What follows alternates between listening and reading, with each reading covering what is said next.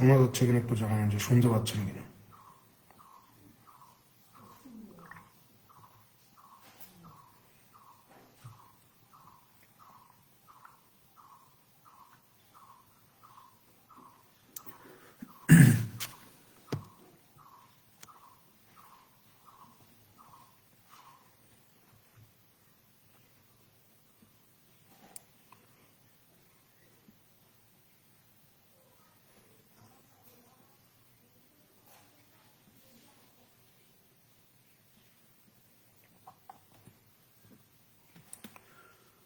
ওয়ালাইকুম আসসালাম। দেখেন, আজকে আমরা পড়ব হচ্ছে সমীকরণ গঠন। সমীকরণ গঠনের শেষ ক্লাসটা, 3 নম্বর ক্লাসটা পড়ব।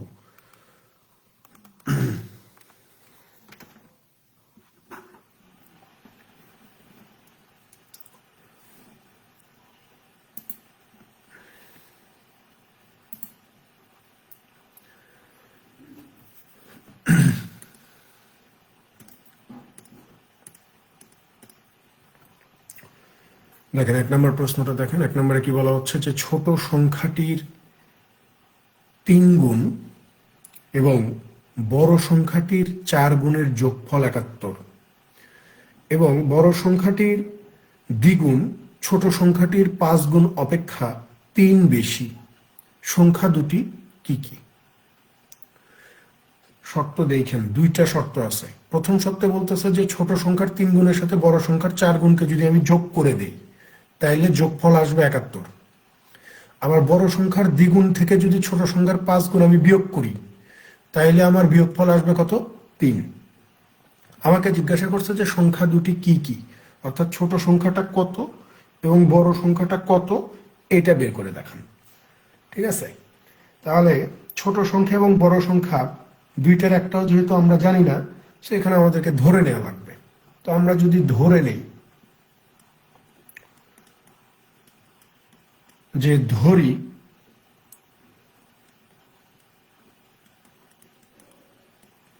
ছোট সংখ্যা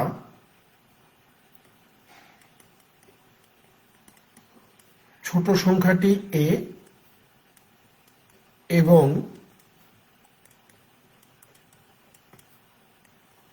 বড় সংখ্যাটি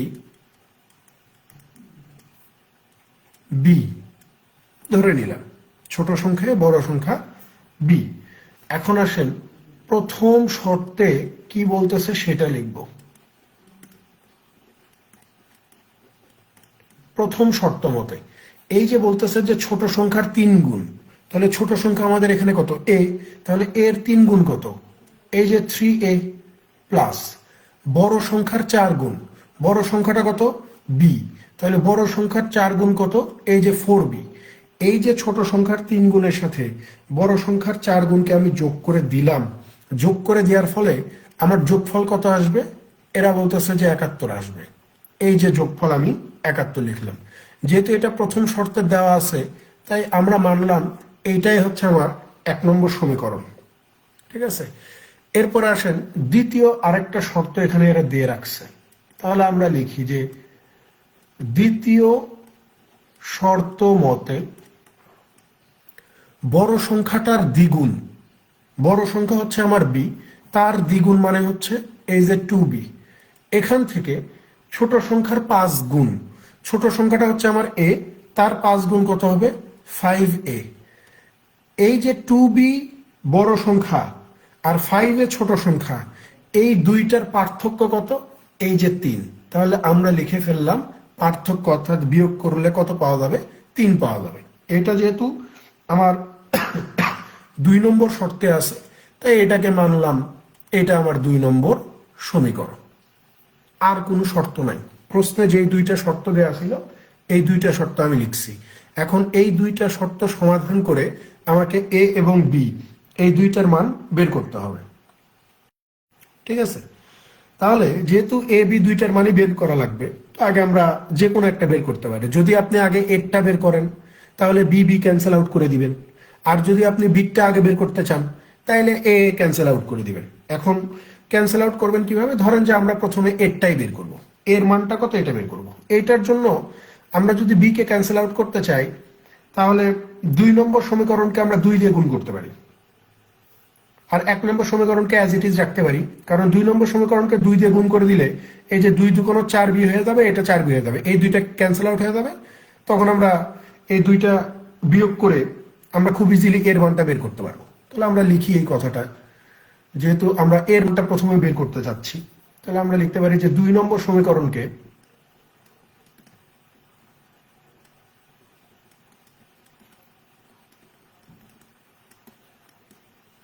2 নম্বর সমীকরণকে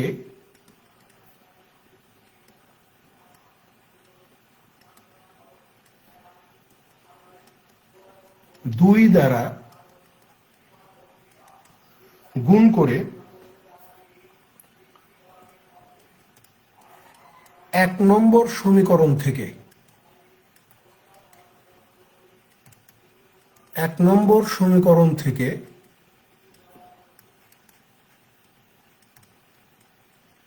বিয়োগ করে পাই। দেখেন, তাহলে 1 নম্বর সমীকরণ থেকে যেহেতু বিয়োগ করব, তাহলে ওইটা আগে লিখি, এই যে 3a প্লাস 4b বিয়োগ করব মাইনাস 2 নম্বর সমীকরণকে যেহেতু 2 দ্বারা গুণ করছি, তাহলে 2 দুগুণ কত, এখানে 4b মাইনাস 5 দুগুণ কত, এই যে 10a ইজ ইকুয়াল টু কত, 71 মাইনাস 3 এর সাথে 2 গুণ করলে কত হয়ে যাবে, এই যে 6 হয়ে যাবে। এখন আপনি এটা সমাধান করেন, এই যে 3a plus 4b minus 4b minus মাইনাসে plus 10a is equal to কত, 71 থেকে 6 বাদ দিলে 65 পাওয়া যায়। দেখেন, এই যে নেগেটিভ 4b আর পজিটিভ 4b ক্যান্সেল আউট হয়ে যায় না, ক্যান্সেল আউট হয়ে যায়। তো আমাদের তো টার্গেটই ছিল যে বি কে ক্যান্সেল আউট করবো। দেখেন, বি অলরেডি ক্যান্সেল আউট হয়ে গেছে। এখন 10-এর সাথে এই 3 যোগ করে দিলে আমরা কত পাবো, 13। তাহলে 13 এ সমান সমান যদি আমার 65 হয়, তাহলে এ সমান সমান কত হবে, আপনি বলবেন যে 65 ভাগ হচ্ছে 13, তাহলে এর মান কত, 5। তাহলে আমরা ছোট সংখ্যাটা অলরেডি পেয়ে গেছি, যে ছোট সংখ্যাটা আমরা ধরছিলাম এর মান হচ্ছে 5। এখন আপনি এই এর মান 1 নম্বর সমীকরণেও বসাইতে পারেন, 2 নম্বর সমীকরণেও বসাইতে পারেন, যেই সমীকরণে ইচ্ছা সেখানে মান বসে আপনি বি বের করে ফেলতে পারেন। তো আমরা যদি 1 নম্বর সমীকরণে বসাই, যে লিখতে পারি এইভাবে, যে 1 নম্বর সমীকরণে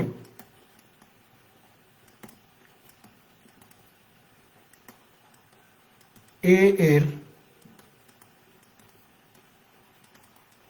মান বসিয়ে, 1 নম্বর সমীকরণ কোনটা ছিল, এই যে 3a plus 4b is equal two 71, 3 into এর মান কত, এই যে 5 plus 4b is equal two 71, তাহলে 4b ইজ ইকুয়াল টু কত, 71 মাইনাস হচ্ছে 3 5 15, তাহলে 4b ইজ ইকুয়াল টু 71 থেকে 5 বাদ দিলে 66, 66 থেকে 10 বাদ দিলে 56, তাহলে b ইজ ইকুয়াল টু কত হবে, আপনি বলবেন যে b সমান সমান হয়ে যাবে 56 ভাগ হচ্ছে 4 ইজ ইকুয়াল টু b সমান সমান হয়ে যাবে হচ্ছে 14।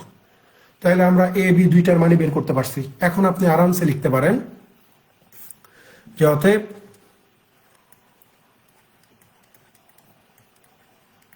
ছোট সংখ্যাটি হলো 5 এবং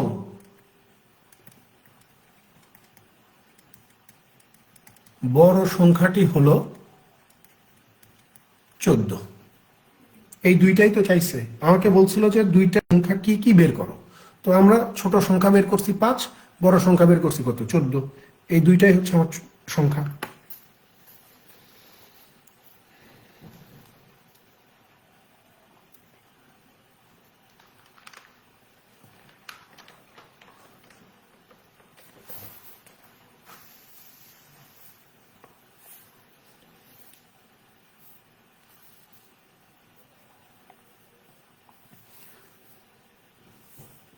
লিখিত ম্যাথ নিয়ে ভয় পাওয়ার কিছু নেই। যেমন অনেকেই চিন্তা করতেছেন যে এত সহজ ম্যাথ। দেখেন ভাই, যখন কেউ আপনার সামনে ম্যাথ সমাধান করে দিবে তখন বিষয়টা সহজই মনে হয়। পরীক্ষার হলে যে আমরা এই সহজ ম্যাথই পারি না। লাস্ট যখন থেকে ম্যাথের নম্বর কমে গেছে, ঠিক আছে। যদি আমি একদম স্পেসিফিক্যালি বলি 2022 সাল থেকে বা 2022 সাল থেকে ধরেন 2022 সাল থেকে এখন পর্যন্ত ব্যাংকের গণিতে তেমন কোনো কঠিন প্রশ্ন হয় নাই, না লিখিততে না প্রিলিতে। দুই একটা প্রশ্ন কঠিন হইতে পারে, 5টা প্রশ্ন দিছে, একটা প্রশ্ন কঠিন করতেই পারে, কিন্তু ব্যাংকের যে গণিত, যে স্ট্যান্ডার্ড হওয়া উচিত, সেই স্ট্যান্ডার্ডের প্রশ্ন এখন হচ্ছে না। তারপরেও আপনারা পরীক্ষায় দুইটা, কেউ একটা, কেউ দুইটা, কেউ ম্যাথই পারতেছেন না, এইরকমও আছে অনেকে, যে ভাই আমি দুইটা ম্যাথ ঠিক করছি। আপনি এই সহজ ম্যাথে যদি দুইটা ঠিক করেন তাহলে সমস্যা। আপনার রাইটিং যদি অন্য লেভেলের না হয় তাহলে আপনার রিটেন পাস করাটা কঠিন হয়ে যাবে, ঠিক আছে। তো অন্য কেউ যখন ম্যাথ সমাধান করে দেয় তখন বিষয়টা সহজ লাগে, কিন্তু নিজে যখন বাসায় করতে ধরবেন বা পরীক্ষার হলে করবেন, দেখবেন যে এত সহজ মনে হচ্ছে না, ঠিক আছে। সো এইগুলা নিয়ে এত ইয়ে করার দরকার নাই যে ভাইয়া এটা দিয়ে এডি হবে কিনা। আপনি এডির প্রশ্ন বিশ্লেষণ করেন। এডি আপনাদের, আমি গত দিনে বলছি যে আপনাদের একটা কমন সমস্যা হচ্ছে যে আপনারা বিগত সালের প্রশ্ন নাড়াচাড়া করেন না, ঠিক আছে। বিগত সালের প্রশ্ন দেখতে হবে, প্রচুর পরিমাণে দেখতে হবে, অ্যানালাইসিস করতে হবে, তাইলে বুঝতে পারবেন যে কি প্রশ্ন হয়। এবং এখানে রিটেনে 5টা প্রশ্ন আসলে 3টা প্রশ্ন আপনাকে পারতেই হবে, 3টা পারতেই হবে। যে লেভেলের প্রশ্ন আসে 4টা পারা উচিত। একটা বাদ দিলাম যে পরীক্ষার হলের প্রেশারের কারণে, সময়ের কারণে একটা আপনি পারবেন না বা একটা কঠিন দিবে, 4টা পারা উচিত। সেখানে আরো একটা বাদ দিলাম, 3টা পারতেই হবে, না পারলে সমস্যা। আর যদি চিন্তা করেন যে একটা দুইটা আর বেশি হবে না, তাইলে আপনার রাইটিং লেভেল হইতে হবে অন্য অন্য ধাঁচের, যে আমি রাইটিং দিয়ে আগায় যাব। তাছাড়া ম্যাথ আপনাকে পারতে হবে, অন্য কোনো ওয়ে নেই। 2 নম্বরে আসেন। 2 নম্বরে কি বলা হচ্ছে? 2-এ বলা হচ্ছে যে 2টি পরীক্ষা কক্ষ এ আর বি, যদি 10 জনকে এ থেকে বিতে পাঠানো হয় তাহলে উভয় কক্ষের পরীক্ষার্থীর সংখ্যা সমান হবে। যদি 20 জনকে বি থেকে এতে পাঠানো হয় তাহলে এ কক্ষের পরীক্ষার্থীর সংখ্যা বি কক্ষের পরীক্ষার্থীর সংখ্যার দ্বিগুণ হয়। এ কক্ষের পরীক্ষার্থীর সংখ্যা কত হবে? খেয়াল করে দেখেন, এখানে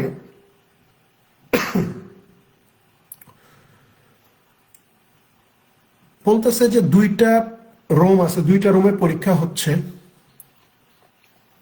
এখন 2টা রুমে কতজন শিক্ষার্থী বসে পরীক্ষা দিচ্ছে এইটা আমাদেরকে ওরা বলে নাই। তার মানে এইটা পরে প্রশ্ন করে বুঝে নিতে হবে যে যেহেতু 2 রুমের পরীক্ষার্থীর সংখ্যা আমার দেওয়া নাই, এটা আমার ধরে নেওয়া লাগবে। তারপরে কোন রুম থেকে কতজন পার করতেছি, অ্যাড করে দিচ্ছি, সেটা পরে হিসাব। তাহলে 2 রুমের পরীক্ষার্থীর সংখ্যা দেওয়া নাই, ওইটা আগে আমি ধরে নিব। তাহলে আমরা লিখতে পারি যে ধরি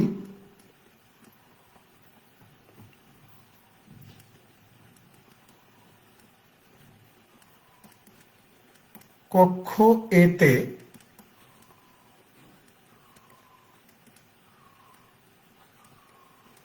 পরীক্ষার্থীর সংখ্যা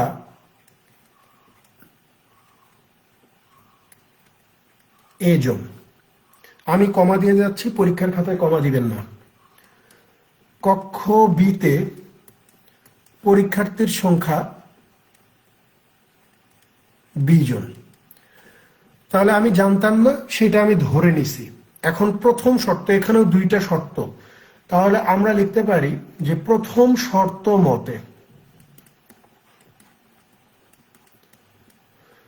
দেখেন বলতেছে যে 10 জনকে এ থেকে বিতে পাঠানো হয়, 10 জন শিক্ষার্থীকে এ রুম থেকে বি রুমে পাঠানো হয়। এ রুমে শিক্ষার্থীর সংখ্যা কতজন ছিল? এ জন। তাহলে এই এ থেকে যদি আমি 10 জনকে পাঠায় দিই তাহলে এ থেকে ওই 10কে বিয়োগ করতে হবে না, যেহেতু 10 জনকে আমি পাঠায় দিচ্ছি মানে বিয়োগ হয়ে যাবে। তাহলে এ রুমে ছিল এ জন, এ থেকে 10 জন যদি চলে যায় তাহলে থাকবে কত? a - 10। এই যে যেই 10 জনকে আমি পাঠিয়ে দিলাম, কোথায় পাঠালাম? বলতেছে যে বি রুমে পাঠিয়ে দিছেন। বি রুমে শিক্ষার্থী কতজন ছিল? আপনি বলবেন যে ভাইয়া 20 জন ছিল, 20 জন। তাহলে এই 10 জনকে যেহেতু এই বি রুমে পাঠিয়ে দিছি, তাহলে বি রুমের শিক্ষার্থীর সংখ্যা কত হবে? আপনি বলবেন যে আগে 20 জন ছিল, আপনি আরো 10 পাঠাইছেন, তাইলে এই বির সাথে আরো 10 যোগ করতে হবে, অর্থাৎ বি প্লাস হয়ে যাবে। বলতেছে যে তাহলে উভয় কক্ষের পরীক্ষার্থীর সংখ্যা সমান হয়। তো বলতেছে যে এই যে যখন এ থেকে 10 পাঠাইলেন আর বি যখন 10 নিল, তখন এই এ আর বি এই দুইটা রুমের শিক্ষার্থীর সংখ্যা কি হয়ে যাবে? সমান হয়ে যাবে। তাহলে এই যে a মাইনাস 10 আর b প্লাস 10 এই দুইটা কি হয়ে যাবে? সমান হয়ে যাবে। সমান করে দিলাম। এখান থেকে আমি একটা ইকুয়েশন তৈরি করতে পারি, সেটা হচ্ছে a minus B is equal to 10 আর 10-এ কত হয়ে যাবে? 20 হয়ে যাবে। এটা যেহেতু প্রথম শর্ত, এইটাকে আমরা 1 নম্বর সমীকরণ মানতে পারি, যে এইটা হচ্ছে আমার 1 নম্বর সমীকরণ। ঠিক আছে, এরপরে আসেন দ্বিতীয় শর্ত মতে। দ্বিতীয়তে আরেকটা শর্ত কি বলতেছে, যে যদি 20 জনকে বি থেকে এ তে পাঠানো হয়, তাহলে এ কক্ষের পরীক্ষার্থীর সংখ্যা বি কক্ষের পরীক্ষার্থীর সংখ্যার দ্বিগুণ হয়। এবার বি থেকেই এতে 20 জন পাঠায় দিছে। কি করছে? বি থেকে এতে 20 জন পাঠায় দিছে। তাহলে আপনি বলবেন যে এতে শিক্ষার্থীর সংখ্যা ছিল এ জন, এই এ জনের সাথে বি থেকে আসা 20 জন যুক্ত হয়ে গেল, তাহলে এ প্লাস 20। বি রুমে শিক্ষার্থী কতজন ছিল? বি সংখ্যক ছিল। যখন আমি 20 জনকে পাঠিয়ে দিছি, তখন এই বি থেকে 20 কি হয়ে যাবে? মাইনাস হয়ে যাবে না? মাইনাস হয়ে যাবে। বলতেছে যে এই যে 20 জনকে আপনি পাঠাইলেন, পাঠানোর পরে এই এ কক্ষের পরীক্ষার্থীর সংখ্যা বি কক্ষের পরীক্ষার্থীর সংখ্যার দ্বিগুণ হবে। যখন আমি বি থেকে 20 জনকে এতে পাঠাচ্ছি, তখন এ কক্ষের পরীক্ষার্থীর সংখ্যা কি হয়ে যাচ্ছে? দ্বিগুণ হয়ে যাচ্ছে। তো আমি যদি এখন এদেরকে সমান করতে চাই, তাহলে এই যে এ রুমের পরীক্ষার্থীর সংখ্যা যে দ্বিগুণ হয়েছে, ওই 2 গুণটাকে আমরা কি করব? বি রুমের পরীক্ষার্থীর সংখ্যার সাথে গুণ করে দিব। তাইলে আমার এই দুইটা রুমের শিক্ষার্থীর সংখ্যা কি হবে? সমান হবে। আমরা গত ক্লাসেও বলছি যে যারটা বেশি হবে তার সাথে গুণ না করে যেইটা কম তার সাথে করতে হবে।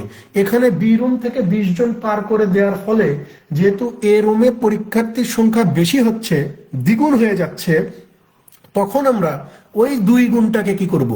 বি রুমের পরীক্ষার্থীর সংখ্যার সাথে গুণ করে দিব। তাইলে দুইটা রুমের পরীক্ষার্থীর সংখ্যা কি হয়ে যাবে? ইকুয়াল হয়ে যাবে। ঠিক আছে, এখন এইটা সলভ করেন। এইটা যদি সলভ করি, তাহলে আমরা পাবো a plus 20 is equal two 2b minus হচ্ছে 40, তাই না? এখান থেকে আমরা লিখতে পারি যে a minus 2b minus 40 minus হচ্ছে 20। তাহলে আমরা এখানে লিখতে পারি যে a minus 2b is equal to কত? মাইনাস 60। এটা ধরেন 2 নম্বর সমীকরণ। এটা আমার 2 নম্বর সমীকরণ। ঠিক আছে, এখন আমাকে বলতেছে যে এ কক্ষের পরীক্ষার্থীর সংখ্যা কত? এ কক্ষের পরীক্ষার্থীর সংখ্যা কত মানে হচ্ছে এই যে ছোট এ, ছোট এর মান বের করা লাগবে। তো আমি যদি ছোট এর মান বের করতে চাই, তাহলে আমাকে কি করা লাগবে? বি ক্যান্সেল আউট করা লাগবে। বি কে আমি কি করে দিব? ক্যান্সেল আউট করবো। এখন বি কে ক্যান্সেল আউট কিভাবে করা যায়? এই পাশে বি আছে, এই পাশে 2b আছে, তাই না? আচ্ছা, বি কে ক্যান্সেল আউট না করে আমরা এখানে যেহেতু এই পাশে আগে বীর মান বের করি, তারপরে বীর মান বসায় দিই, তাইলে আর কোনো কিছু গুণ করা লাগতেছে না।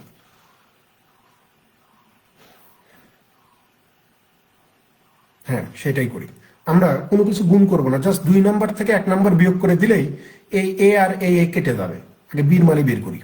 দেখেন, তাহলে আমরা লিখতে পারি যে 2 নাম্বার থেকে 1 নাম্বার বিয়োগ করে দিব। তাহলে লেখেন যে 2 নম্বর সমীকরণ থেকে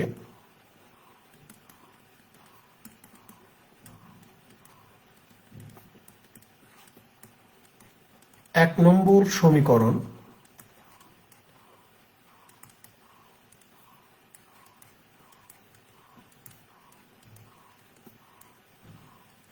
বিয়োগ করে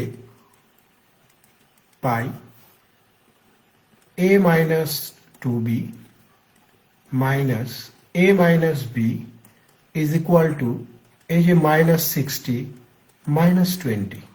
সমাধান করেন a minus two B minus a plus B is equal to minus 80। এই যে দেখেন negative a positive a cancel out, তাহলে এই যে টু বি থেকে বি বিয়োগ করে দিলে minus B is equal to minus 80। উভয় পাশ থেকে মাইনাস উঠে এখানে বি সমান সমান কত হয়ে যাবে, 80 হয়ে যাবে।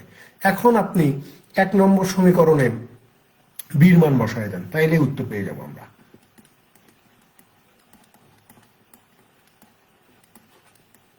এক নম্বর সমীকরণে বি এর মান বসাই। 1 নম্বর সমীকরণ কি ছিল, a minus B is equal to 20, তাহলে a minus 80 is equal to যদি 20 হয়, তাহলে এখন আমরা লিখতে পারি না যে a সমান সমান হচ্ছে 80 প্লাস হচ্ছে 20, অতএব a সমান সমান হচ্ছে 100। তো আমাদেরকে বলছিল যে a রুমে কতজন পরীক্ষার্থী আছে, আমরা লিখছিলাম a জন, তাহলে আমরা এখন লিখতে পারি অতএব a কক্ষে পরীক্ষার্থীর সংখ্যা 100 জন। এই 100 জনই হচ্ছে উত্তর।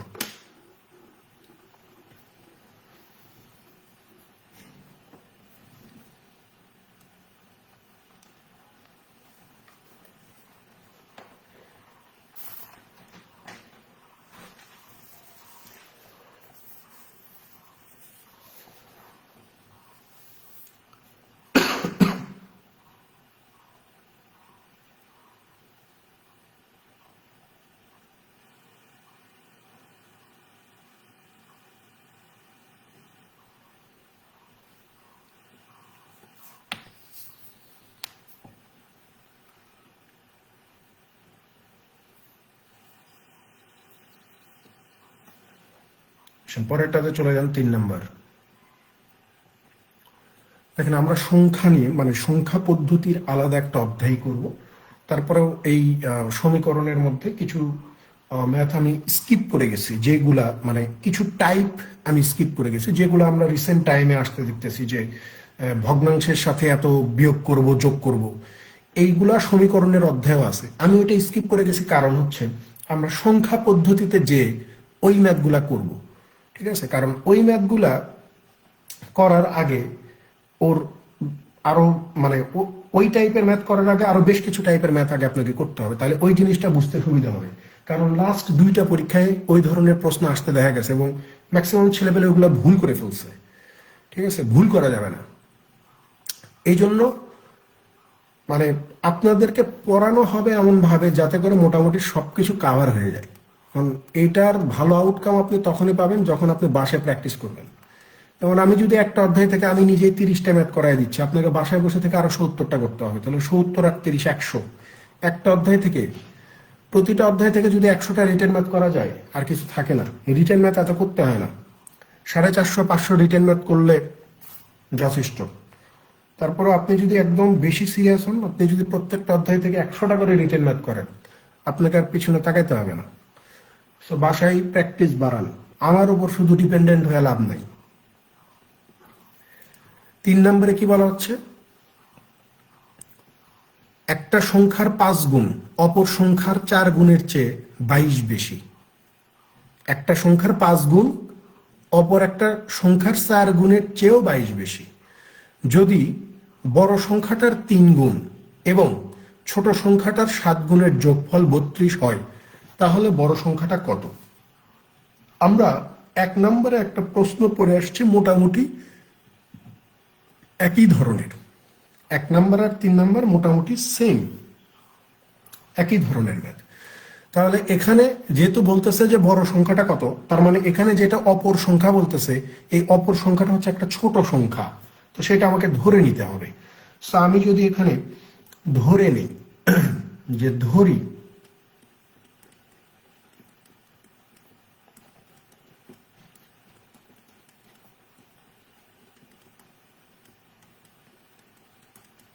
ছোট সংখ্যাটি এ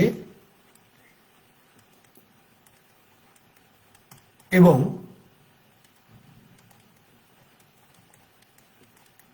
বড় সংখ্যাটি বি।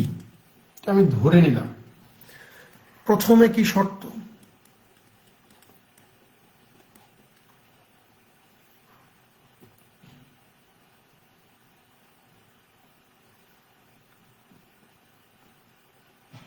আচ্ছা, আমরা যদি সংখ্যাটার একটি সংখ্যার 5 গুণ অপর সংখ্যার 4 গুণ,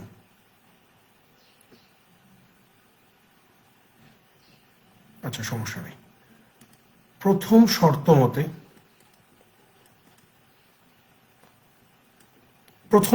মতে এখানে বলতেছে যে একটা সংখ্যার 5 গুণ অপর সংখ্যার 4 গুণের চেয়ে 22 বেশি। তাহলে এটা তখনই সম্ভব হবে যখন আপনি বড় সংখ্যার 5 গুণ ধরবেন। যখন আপনি বড় সংখ্যার 5 গুণ ধরবেন আর ছোট সংখ্যার 4 গুণকে যখন বিয়োগ করে দিবেন তখনই আপনি পার্থক্য 22 পাবেন। কারণ আমরা জানি যে বড় সংখ্যা থেকে ছোট সংখ্যা বিয়োগ করলেই সেটা মানে পার্থক্য বেশি হবে। তাহলে এখানে বড় সংখ্যা আমি যেহেতু বি ধরছি, তাহলে এই যে একটা সংখ্যার 5 গুণ, তাহলে ধরে নেন যে 5b মাইনাস অপর সংখ্যার 4 গুণ, মানে হচ্ছে এই যে ছোট সংখ্যা হচ্ছে আপনি ধরছেন কত এ, তাহলে এই এর 4 গুণ মানে হচ্ছে 4a। তাহলে বড়টা থেকে ছোটটাকে যদি আমি বিয়োগ করে দিই তাহলে এরা বলতেছে যে বিয়োগফল আপনি 22 পাবেন। লিখলাম 22 পাওয়া যাবে। এটা 1 নম্বর সমীকরণ। মানে এখানে আরেকটা শর্ত আছে, লিখি আমরা যে দ্বিতীয়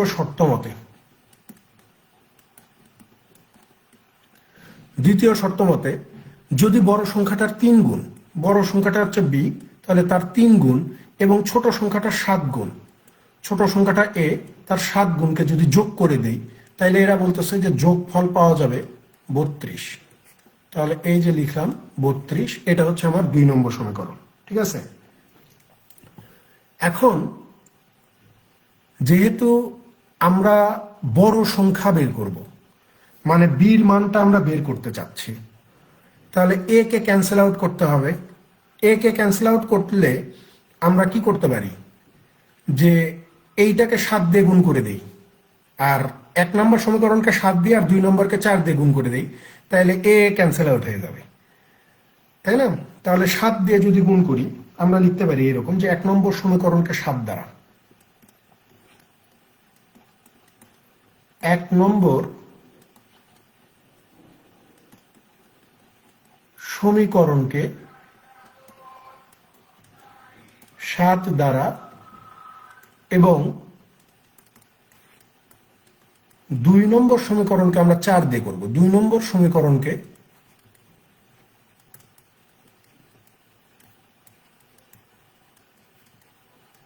4 দ্বারা গুণ করে যদি আমরা এখানে যোগ করি, যোগই করতে হবে, যোগ করলে ক্যান্সেল আউট হয়ে যাবে। 4 দ্বারা গুণ করে সমীকরণ 1 ও 2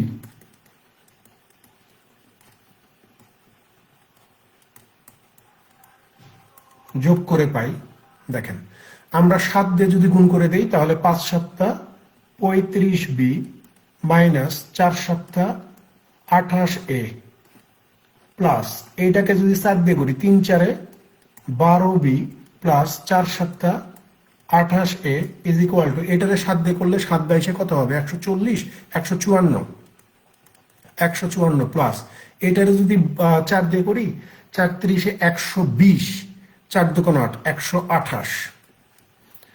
এখন এইটা সমাধান করেন, 35b minus 28a plus 12b plus 28a is equal two 8 4 12 2, হাত থেকে 1 3 5 8 1 1 2। তাহলে দেখেন এই যে নেগেটিভ 28 আর পজিটিভ 28 কেটে যাবে না? এই 28 আর এই 28 আমার কি ক্যান্সেল আউট হয়ে যাবে, কারণ এটা পজিটিভ এটা নেগেটিভ। তাহলে থাকবে কে 35b আর 12b, 35 আর 12তে কত হবে 47b ইজ ইকুয়াল টু কত 282। তাহলে আমরা b সমান সমান কত লিখতে পারি 282 ভাগ হচ্ছে 47, 47 282 মধ্যে যায় 6 বার, তাহলে b ইজ ইকুয়াল টু কত 6। তো আমাকে তো এইটাই বের করতে বলতেছিল এতক্ষণ থেকে, যে বড় সংখ্যাটা কত সেটা বের করেন। সো আমরা ধরে নিছিলাম যে বড় সংখ্যাটা হচ্ছে বি, তাহলে লিখে দেন যে অতএব বড় সংখ্যাটি হলো 6। এই 6 হচ্ছে আমার বড় সংখ্যা।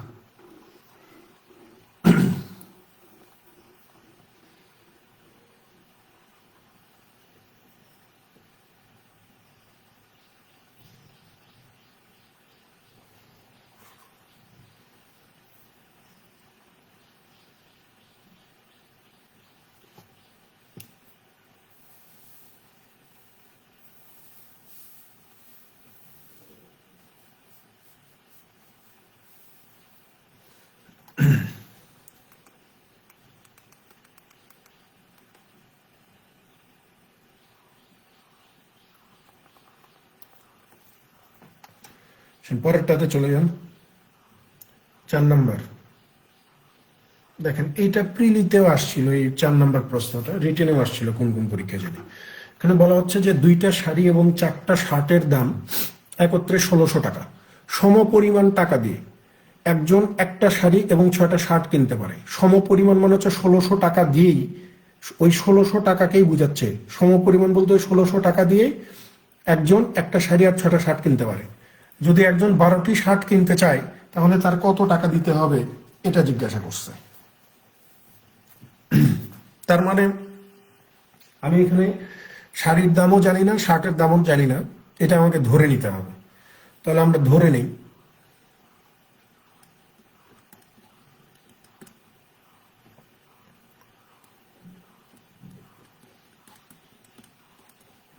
ধরি শাড়ির দাম, এখানে কথাটা ভুল লিখলাম, একটা লিখতে হবে যে একটি শাড়ির দাম।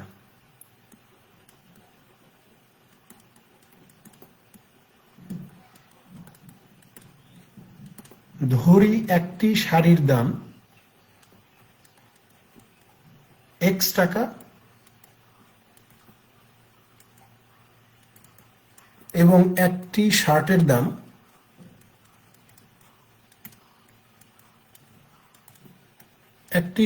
দাম ধরে নিলাম Y টাকা। ঠিক আছে, এখন এখানে 2টা শর্ত দেয়া আছে।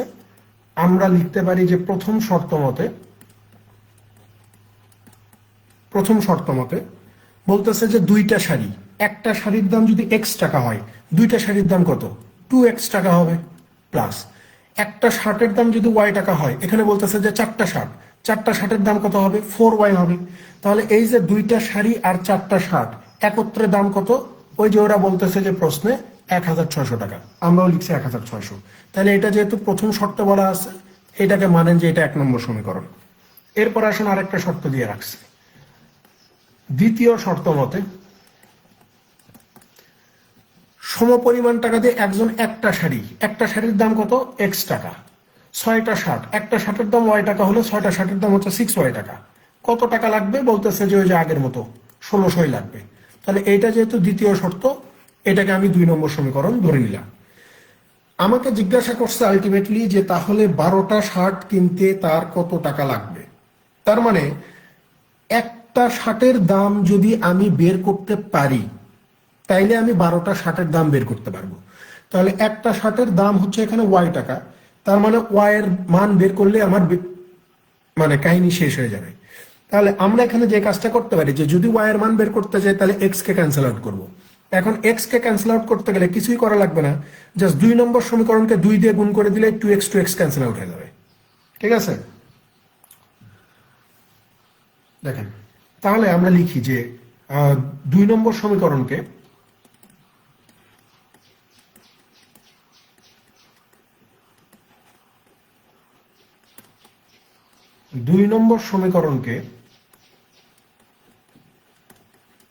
2 দ্বারা গুণ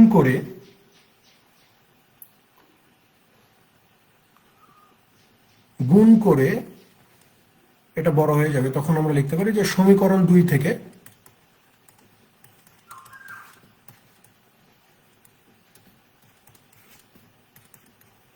1কে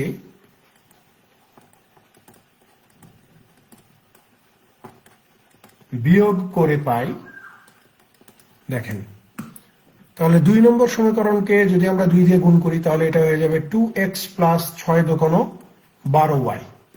এখান থেকে যদি 1 নম্বর সমীকরণকে বিয়োগ করে দেই যে 2x plus 4y is equal to কত, 1600 দোকানে হচ্ছে 3200 মাইনাস হচ্ছে 1600, তাহলে 2x plus 12y minus 2x minus 4y is equal to কত, 1600।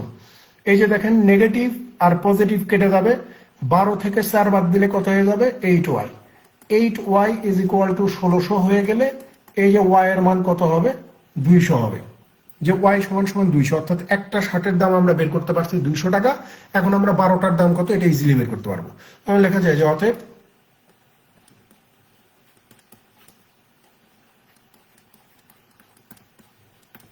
একটি শার্টের দাম 200 টাকা হলে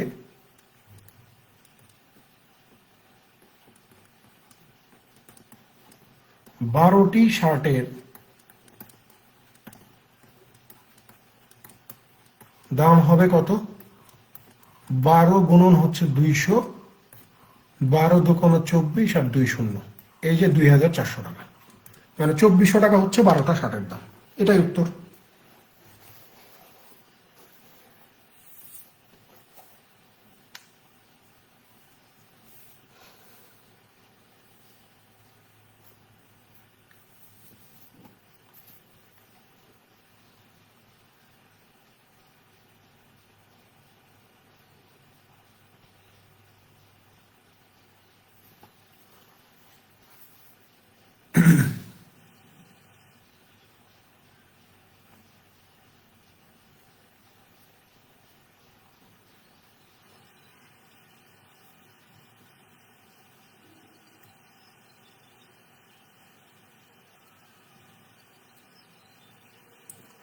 পরেরটাতে চলে যান 5 নাম্বার।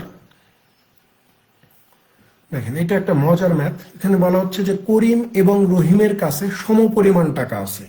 সমপরিমাণ টাকা আছে বলতে করিমের কাছে যত টাকা আছে রহিমের কাছেও ঠিক তত টাকাই আছে। রাধার টাকা রহিমের টাকার অর্ধেক এবং আমিনার টাকা রাধার টাকার অর্ধেক। তাদের সর্বমোট টাকার সাথে 1 টাকা যোগ করলে মোট 100 টাকা হয়। তো রহিমের কত টাকা আছে এটা বের করা লাগবে। দেখেন করিম এবং রহিমের কাছে সমপরিমাণ টাকা আছে, সমপরিমাণ। তাহলে মানে আমরা ধরে নিতে হবে যে আমরা যদি ধরি সমপরিমাণ মানে দুইজনের কাছে একই পরিমাণ টাকা আছে, তাহলে আমরা লিখতে পারি যে করিম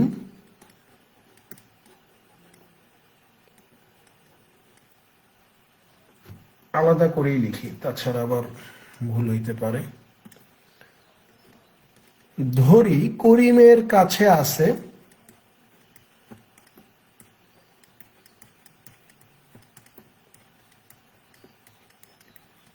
n টাকা,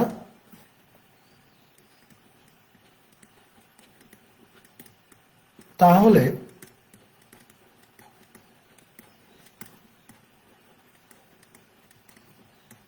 রহিমের কাছে আছে কত, সেম n টাকায় আছে। তারপরে বলতেছে যে রাধার কাছে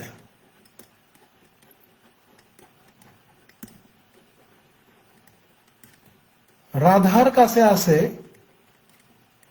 রহিমের টাকার অর্ধেক। তো রহিমের কাছে যদি n টাকা থাকে n এর অর্ধেক কত, জাস্ট n কে 2 দিয়ে ভাগ করে দিলেই n এর অর্ধেক হয়ে যায়। তাহলে রাধার কাছে আছে কত, n/2 টাকা। আমেনার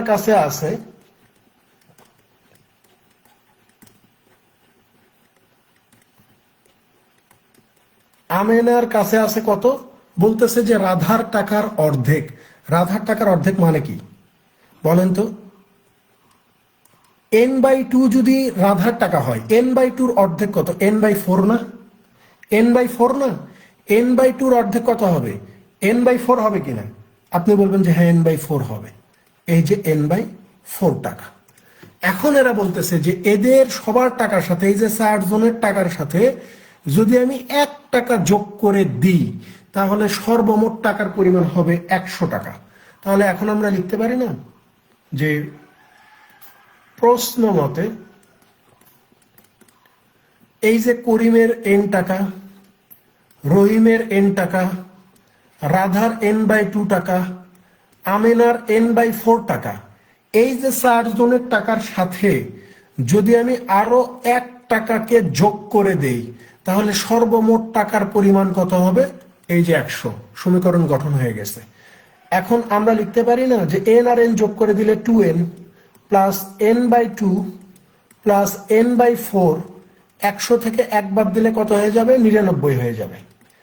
এখানে 2 আর 4 এর লসাগু করলে 4 হবে, তাহলে 4 দুগুণ 8n প্লাস এখানে 2n plus n is equal to কত? 99।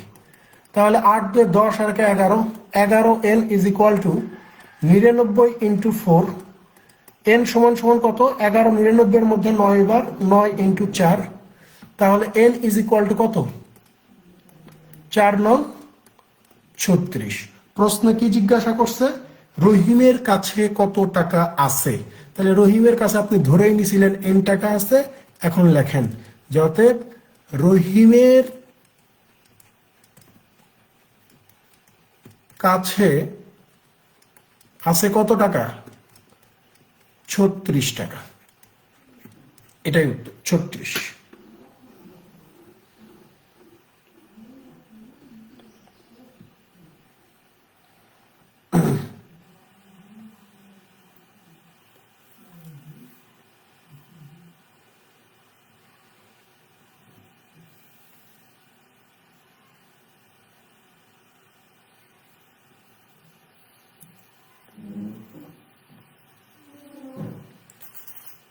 পরেরটাতে চলে যান, 6 নাম্বার।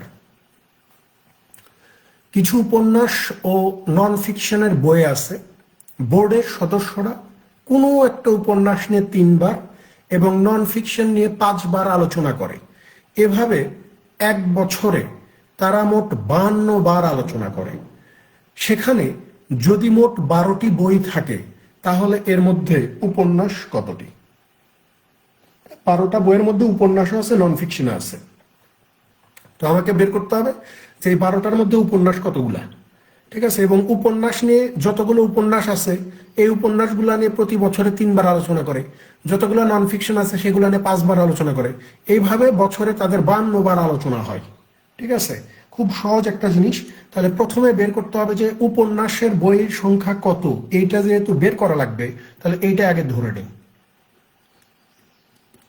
যে ধরি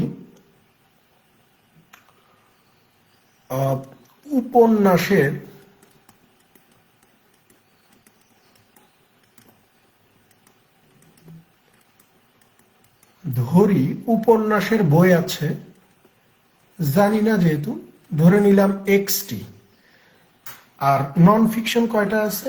অতএব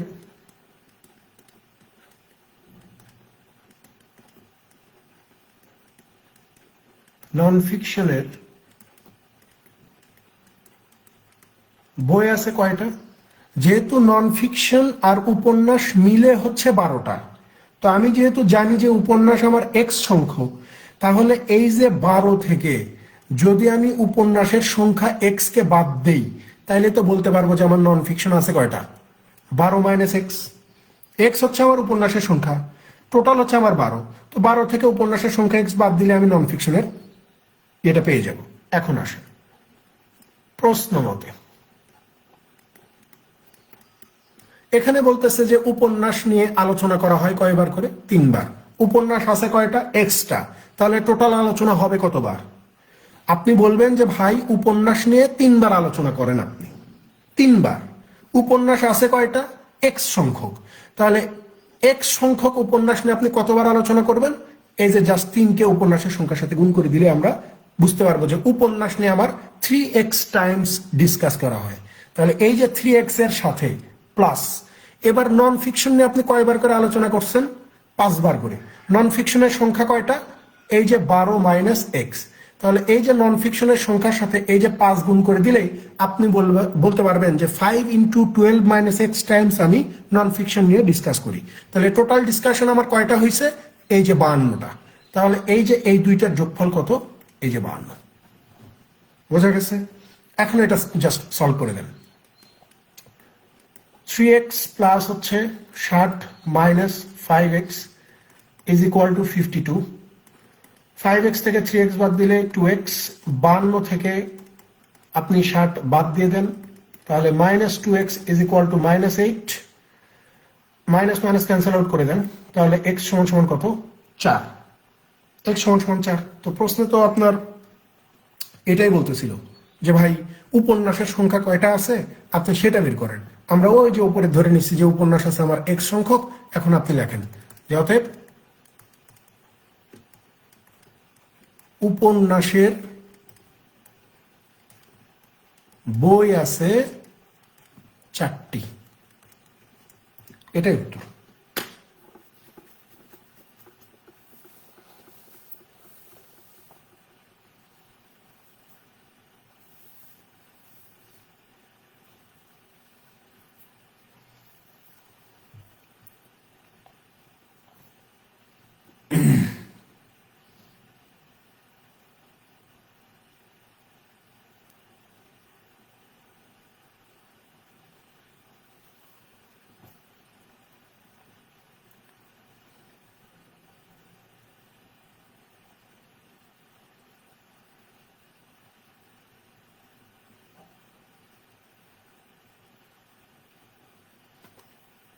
পরেরটাতে চলে যান 7 নম্বর।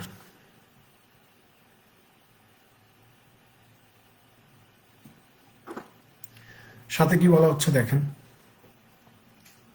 কিছু লোকের মধ্যে একটা নির্দিষ্ট পরিমাণ টাকা এমন ভাবে ভাগ করা হয়েছিল যে যদি আরো 4 জন লোক বেশি থাকতো তাহলে প্রত্যেকেই 16 টাকা করে কম পেত, কিন্তু যদি 4 জন লোক কম থাকতো তাহলে প্রত্যেকেই 24 টাকা করে বেশি পেত। মোট লোকের সংখ্যা কত? দেখেন, আপনি যখন প্রশ্নটা খুব ভালোভাবে বুঝতে পারবেন, প্রশ্নের থিমটা ধরতে পারবেন যে প্রশ্নকর্তা আপনাকে দিয়ে কি করাইতে চাচ্ছে, এটা যখন ধরতে পারবেন তখন ইকুয়েশনগুলো খুব সহজেই ফর্ম করতে পারবেন। ঠিক আছে? এইটার জন্য এইটা তখনই আপনার গ্রো করবে যখন আপনার প্র্যাকটিসের পরিমাণ বাড়বে। এখানে চাইলেই 2টা ভ্যারিয়েবল ধরা যায়। এই প্রশ্ন অনেক জায়গায় দেখবেন যে 2টা ভ্যারিয়েবল ধরে সমাধান করে বড় করে ফেলছে, বাট আমরা 2টা ভ্যারিয়েবল ধরবই না, আমরা 2টাতে যাবই না। এই প্রশ্নের মধ্যে খুব ছোট্ট একটা কথা লুকায় আছে, খুব মনোযোগ দিয়ে শোনেন। এই লজিকগুলো যখন আপনি ধরতে পারবেন তখন আর আপনাকে পিছনে ফিরে তাকাইতে হবে না। এখানে এই যে বলে নাই যে একটা নির্দিষ্ট পরিমাণ টাকা ভাগ করে দিচ্ছে, নির্দিষ্ট কিছু পরিমাণ টাকা ভাগ করে দিচ্ছে, তারপরে বলতেছে যে যদি আরো 4 জন লোক বেশি থাকতো তাহলে প্রত্যেকেই 16 টাকা করে কম পেত। তাহলে খেয়াল করে দেখেন, লোকের সংখ্যা আমার যতজন থাকার কথা তার চেয়ে যদি 4 জন বেশি থাকে তাহলে প্রত্যেকেই কত করে কম পাবে? 16 টাকা কম পাবে। আই রিপিট, লোকের সংখ্যা যতজন থাকা দরকার তার চেয়েও যদি 4 জন বেশি থাকে তাহলে প্রত্যেকে ভাগে 16 টাকা করে কম পাবে। তারপরে বলতেছে যে যদি 4 জন কম থাকতো তাহলে প্রত্যেকেই 24 টাকা করে বেশি পেত। দ্বিতীয় শর্তে বলতেছে যে যদি লোকের সংখ্যা যত থাকার দরকার ছিল তার চেয়েও যদি আমার 4 জন কম থাকে তাহলে সবাই মিলে কি হবে? প্রত্যেকে 24 টাকা করে বেশি পাবে। তার মানে কথা বুঝেন, 4 জন বেশি থাকার কারণে যত পরিমাণ টাকা আপনি কম পাচ্ছেন, 4 জন লোক বেশি থাকার কারণে যে পরিমাণ টাকা আপনি কম পাচ্ছেন, 4 জন কম থাকার কারণে ঠিক সেই পরিমাণ টাকায় আপনি বেশি পাচ্ছেন না, সেই পরিমাণ টাকাই আপনি কি পাচ্ছেন? বেশি পাচ্ছেন। ধরেন যে আপনাদের মধ্যে আমি 10 টাকা বন্টন করব, কথার কথা 10 টাকা বন্টন করব। এখন লোক আছে হচ্ছে আমার 5 জন, তাহলে আপনি বলবেন যে প্রত্যেককে 2 টাকা করে দিলে 10 টাকা। 10 টাকা যদি বন্টন করি, লোক যদি 5 জন থাকে, তাহলে প্রত্যেকে কয় টাকা পাবে? 10 টাকা। কিন্তু এই 10 টাকা যদি আমি 2 জন মানুষের মধ্যে বন্টন করে দেই, 2 জন, তাহলে প্রত্যেকে কয় টাকা করে পাবে? 5 টাকা করে পাবে না? তার মানে কি, লোক সংখ্যা যখন আমার বেশি হচ্ছে, লোক সংখ্যা যখন আমার বেশি হচ্ছে, তখন আমার প্রত্যেকের টাকার পরিমাণ কম হচ্ছে। আর লোক সংখ্যা যখন কম হচ্ছে, তখন প্রত্যেকের টাকার পরিমাণ কি হয়ে যাচ্ছে? বেশি হয়ে যাচ্ছে। কিন্তু আমার যেই মানে মেইন অ্যামাউন্টটা, আমার যেই অ্যাকচুয়াল অ্যামাউন্টটা, এইটা কিন্তু সেম থাকতেছে। অ্যাকচুয়াল অ্যামাউন্ট সেম না। আমি তো 10 টাকাকে কম বেশি করতে পারতেছি না। 10 টাকা আমার ফিক্সড। এখন আমাকে শর্ত দিছে যে 10 টাকা তোমাদের জন্য বরাদ্দ হয়েছে। এখন এই 10 টাকা 5 জনে নিবা, না 10 জনে নিবা, না 2 জনে নিবা, এটা তোমাদের উপরে, এটা তোমাদের উপরে। তাহলে এই যে অ্যাকচুয়াল অ্যামাউন্টের কোনো পরিবর্তন হবে না, তাহলে এই লজিক দিয়ে আমি এখানে বলতে পারি না যে ভাই 4 জন বেশি থাকার কারণে যত টাকা কম পাবো, 4 জন কম থাকার কারণে ঠিক তত টাকায় আমি বেশি পাবো। অর্থাৎ আমরা এখানে যে ইকুয়েশনটা সাজাবো, সেই ইকুয়েশনের দুই পাশে এই অ্যামাউন্টের পরিমাণ কি করতে হবে? সমান করতে হবে। অ্যামাউন্টের পরিমাণ কি হয়ে যাবে? সমান হয়ে যাবে। কারণ আমার অ্যাকচুয়াল অ্যামাউন্ট কখনোই কমবে না। আমার পার পার্সন টাকার পরিমাণ এখানে কমতে পারে, কিন্তু অ্যাকচুয়াল অ্যামাউন্ট এখানে কমার কোনো চান্স নাই। তাহলে যদি এইভাবে যদি আমরা প্রশ্নটা পড়ে বুঝতে পারি, তাহলে এই প্রশ্ন 1 মিনিটে শেষ। কিভাবে একটু দেখাই। আমাকে বলতেছে যে মোট লোকের সংখ্যা কত। আমি জানি না যে মোট লোকের সংখ্যা কত। আমি ধরে নিব যে ধরি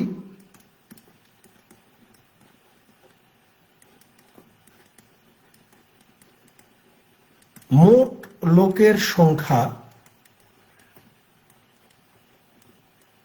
x জন। ঠিক আছে? প্রশ্ন মতে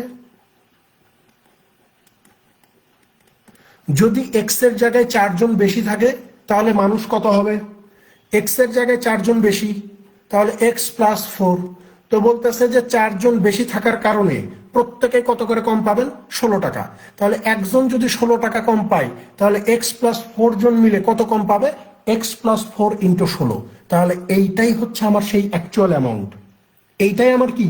অ্যাকচুয়াল অ্যামাউন্ট। এইটা সমান সমান কত লিখতে পারি? এই যে দ্বিতীয় শর্ত বলতেছে যে যদি 4 জন লোক কম থাকতো, মানে এক্স এর জায়গায় যদি x - 4 থাকতো, তাহলে প্রত্যেকে কত করে পাইতো? 24 টাকা করে বেশি পাইতো। তাহলে একজনে যদি 24 টাকা বেশি পায়, তাহলে মানুষ কতজন? x - 4। তাহলে x - 4 জন কত টাকা বেশি পাবে? 24 × x - 4 বেশি পাবে। তাহলে এই পাশের অ্যামাউন্ট আর এই পাশের অ্যামাউন্ট সমান না। কারণ 4 জন বেশি থাকার কারণে টোটাল যত টাকা কম পাওয়া যাচ্ছে, 4 জন কম থাকার কারণে ঠিক সমপরিমাণ টাকাই আমি বেশি পাচ্ছি। তাহলে দুইটা অ্যামাউন্ট সমান না? সমান। এটা সলভ করলে আমার এক্স এর মান বের হয়ে যাবে। দেখেন 16x প্লাস হচ্ছে 64, 24x মাইনাস হচ্ছে 96। তাহলে 24 থেকে 16 বাদ দিলে 8x, 8x আর 96 4 100, 160। তাহলে এখানে কত হয়ে যাবে? 20। এক্স এর মান কত? 20। আপনি এখানে সাজাও লিখতে পারেন যে x = হচ্ছে 20। এসব ম্যাটার করে না। তাহলে আপনি বের করতে বলতেছে যে মোট লোকের সংখ্যা কত। এখন আপনি লেখেন যে অতএব মোট লোকের সংখ্যা 20 জন। বোঝা গেছে? প্রশ্নের এই জিনিসগুলো বুঝতে হবে যে ও কি বুঝাইতে চাইতেছে। এটা যদি বুঝতে পারেন খুব ইজি, না বুঝতে পারলেই কঠিন।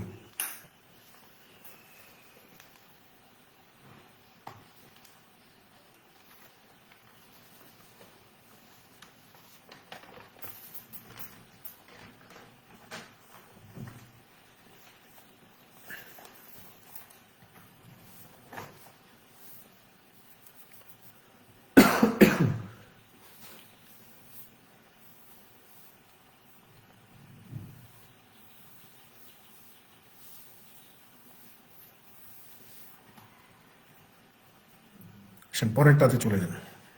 দেখেন এটা 27 BCS এর লিখিত পরীক্ষায় আসে একটা ম্যাথ।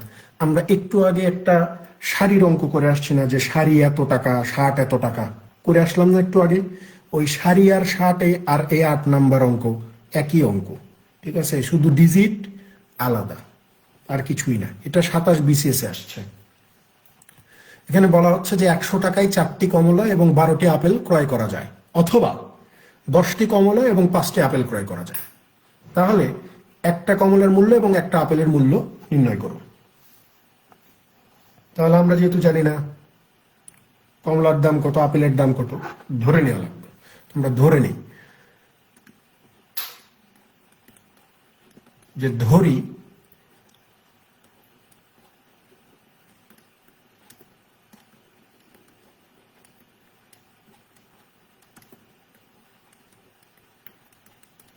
কমলার মূল্য এক্স ধরে নেন, এক্স টাকা, এবং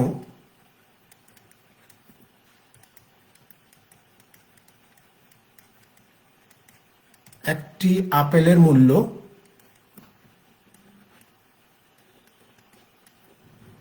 ওয়াই টাকা, ঠিক আছে। এখন এখানে দুইটা শর্ত দিছে। তাহলে প্রথম শর্ত মতে, প্রথম শর্ত মতে 4টা কমলা আর 12টা আপেল। একটা কমলার দাম x টাকা হলে 4টার দাম হচ্ছে 4x টাকা। একটা আপেলের দাম y টাকা হলে 12টার দাম কত? এই যে 12y টাকা, সমান কত? এই যে এরা বলতেছে যে 100 টাকায় পাওয়া যায়। তাহলে এটা 1 নম্বর সমীকরণ। এরপর আসেন দ্বিতীয় শর্ত মতে,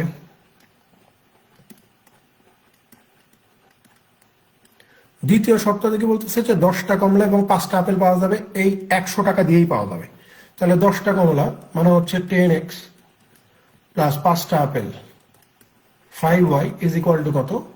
100। এটা 2 নম্বর সমীকরণ।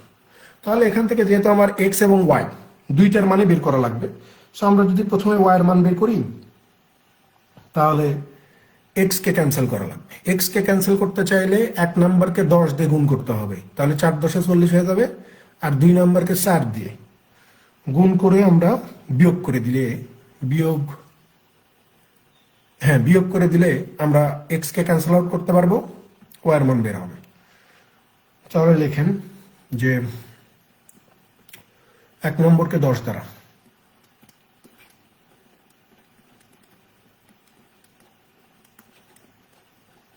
1 নম্বর সমীকরণকে 10 দ্বারা এবং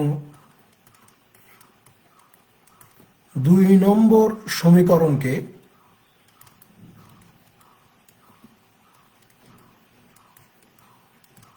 4 দ্বারা গুণ করে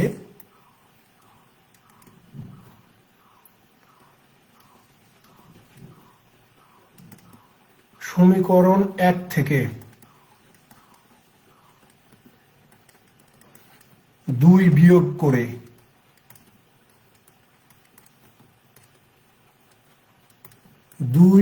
বিয়োগ করে পাই কত? দেখেন 1 নম্বরকে 10 দিয়ে গুণ করলে 4 10 40x প্লাস 120y মাইনাস এটাকে 4 দিয়ে করলে 4 10 40x plus 4 5 20, 4 5 20y is equal to 10 একসঙ্গে হচ্ছে 1000 মাইনাস 4 একসঙ্গে হচ্ছে 400। সলভ করলে আমরা পাবো কত? 40x plus 120y minus 40x minus 20y is equal two 600। দেখেন এই যে নেগেটিভ 40 পজিটিভ 40 ক্যান্সেল আউট হয়ে যাবে, এই 120y থেকে 20y বাদ দিলে আমরা পেয়ে যাব হচ্ছে 100y ইজ ইকুয়াল টু 600। তাহলে আমরা এখান থেকে y এর ভ্যালু বের করতে পারি যে y সমান সমান হচ্ছে 6। এখন যে কোনো একটাতে 1 নম্বর 2 নম্বর যেখানে আপনার মন চায় সেখানে মান বসাই দেন। আমরা যদি 1 নম্বরে মান বসাই, যে 1 নম্বর সমীকরণে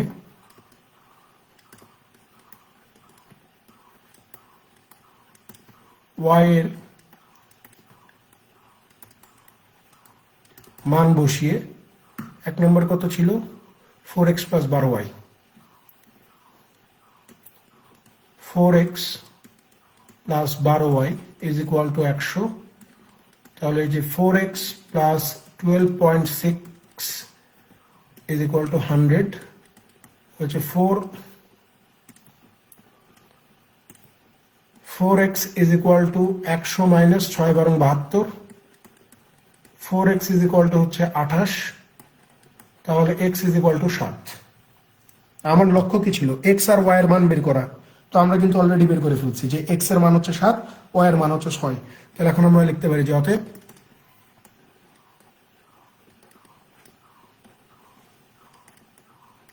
একটি কমলার দাম 7 টাকা এবং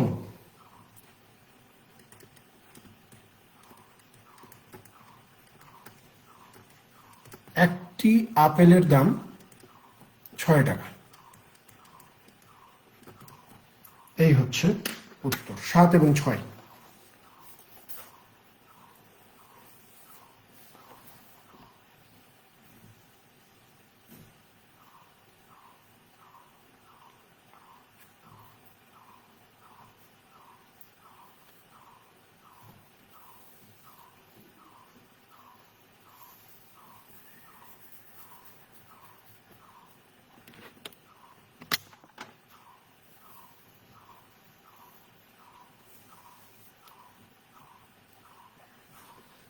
পরেরটাতে চলে যান। 9 নাম্বার। 9 কি বলা হচ্ছে যে একটি দোকানে নির্দিষ্ট দামে কলম এবং পেন্সিল বিক্রি করা হয়। 12টি কলম ও 4টি পেন্সিলের মোট দাম 3টি কলম ও 6টি পেন্সিলের মোট দামের দ্বিগুণ হলে 2টি কলম এবং 4টি পেন্সিলের দাম একটি কলমের দামের কত গুণ? এটা একটু আলাদা করে জিজ্ঞাসা করছে। তাহলে কথা বুঝছেন, এখানে কলমের দামও জানা নাই, পেন্সিলের দামও জানি না। তার মানে আগে ধরে নিতে হবে, তারপরে শর্ত মিলাবো। দেখেন, ধরি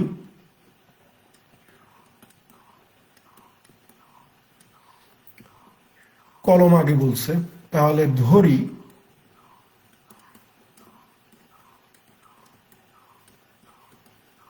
একটি কলমের দাম x টাকা এবং একটি পেন্সিলের দাম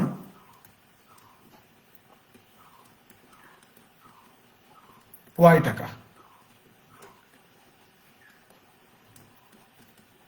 প্রশ্ন মতে কথা বুঝছেন? এখন এখানে বলতেছে যে 12টা কলম এবং 4টা পেন্সিলের মোট দাম, 12টা কলম এবং 4টা পেন্সিলের মোট দাম। একটা কলমের দাম x টাকা হলে 12টার দাম কত হবে? আপনি বলবেন যে 12x টাকা। মোট দাম মানে যোগ করতে বলতেছে। 4টা পেন্সিলের মোট দাম, তাহলে একটা পেন্সিলের দাম y টাকা হলে 4টা পেন্সিলের দাম কত হবে? আপনি বলবেন যে 4y টাকা, 4y টাকা। তাহলে 12x প্লাস 4y। এরপরে বলা হচ্ছে 3টা কলম এবং 6টা পেন্সিলের মোট দামের দ্বিগুণ। এই যে 12টা কলম আর 4টা পেন্সিলের মোট দাম যেটা, এই দামটা হচ্ছে 3টা কলম আর 6টা পেন্সিলের মোট দামের দ্বিগুণ। তাহলে এই পোর্শনটা যেহেতু বেশি, 2 গুণ বেশি, তাহলে কমের সাথে আমাকে 2কে গুণ করতে হবে। কম কোনটা? এই যে 3টা কলমের দাম 3x আর 6টা পেন্সিলের দাম হচ্ছে 6y। এইতে 3x প্লাস 6y এর সাথে এই 2কে গুণ করে দিলে এই 2টা কি হয়ে যাবে? সমান হয়ে যাবে। একটু আগে এগুলো নিয়ে পেঁচাল বেড়ে আসছি, তাই না? এখন আপনি এটা সমাধান করেন। সমাধান করলে আমরা কত পাবো? এই যে 12x প্লাস 4y, 3 দুগুণ 6x প্লাস হচ্ছে 6 দুগুণ 12y। 12x থেকে 6x বাদ দিলে 6x পেয়ে যাব। 12y থেকে 4y বাদ দিলে 8y পেয়ে যাব। 2 দিয়ে ভাগ করে দিলে এখানে পেয়ে যাব 3x, এখানে পেয়ে যাব 4y। এখানে চাইলে সাইড নোট দিতেও পারেন, নাও দিতে পারেন, ব্যাংকে এগুলো ম্যাটার করে না। মনের মধ্যে ইয়ে থাকলে দিয়ে দিন যে 2 দিয়ে ভাগ করে, তাছাড়া দেওয়ার দরকার নাই, ব্যাংকে এত কিছু দেখে না। তাহলে 3x সমান সমান 4y আমরা পাইছি। এরপরে এইটাকে আমরা ক্যালকুলেশন করতে পারবো, মানে রেশিও বের করতে পারবো, কিন্তু আমরা বের করব না, আমার বের করার দরকার নাই, কারণ প্রশ্নের জানতে চাওয়াটাও দেখতে হবে। এখানে বলা হচ্ছে 2টা কলম এবং 4টা পেন্সিলের দাম একটা কলমের দামের কত গুণ হবে। 2টা কলম আর 4টা পেন্সিলের দাম একটা কলমের দামের কত গুণ হবে। তাহলে আগে আমাকে এখন এটা বের করতে হবে না, যে 2টা কলম আর 4টা পেন্সিলের দাম কত। তাহলে এখন লেখেন যে এখন 2টি কলম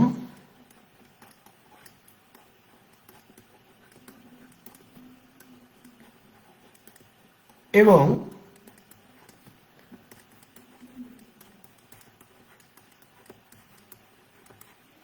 4টি পেন্সিলের দাম কত। আপনি বলবেন যে 2x প্লাস 4y, এটাই তো বলবেন। একটা কলমের দাম x হলে 2টার দাম 2x, একটা পেন্সিলের দাম y হইলে 4টার দাম কত 4y। এখন আপনি একটু খেয়াল করে দেখেন তো ভাই, আপনি এখানে 4y এর ভ্যালু জানেন কিনা। আপনি বলবেন যে ভাইয়া জানি, কারণ এখানে আপনি বের করে রেখে আসছেন, যে এই 4y আর হচ্ছে 3x কত সমান। তাহলে এখানে 4y সমান সমান 3x লেখা যায় কিনা। আপনি বলবেন যে হ্যাঁ লেখা যায়। তাহলে এখানে জাস্ট 4y এর জায়গায় আপনি 3x বসায় দেন। তাহলে 3x আর 2x যোগ করে দিলে আপনি কত পাবেন, 5x পেয়ে যাবেন না, 5x।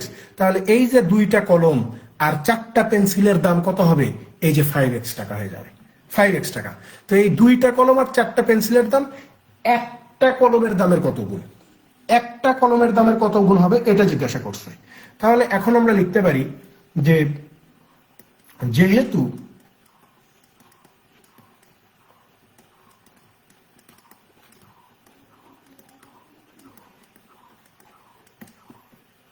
একটি কলমের দাম x টাকা,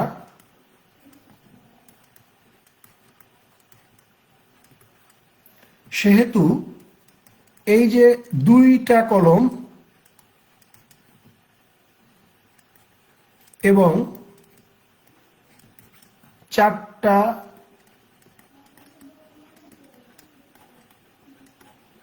পেন্সিলের দাম হবে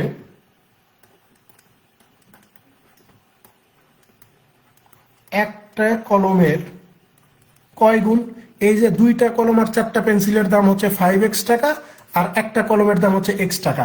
এই x দিয়ে 5x গুণ করে দিলেই, ভাগ করে দিলে আমরা উত্তর পেয়ে যাব এই যে 5 গুণ। x আর x কেটে যাবে, থাকবে শুধু 5, এই যে 5 গুণ। তাহলে 2টা কলম এবং 4টা পেন্সিলের দাম হবে একটা কলমের দামের 5 গুণ। বোঝা গেছে? এই 5 হচ্ছে এই প্রশ্নের সঠিক উত্তর, 5 গুণ।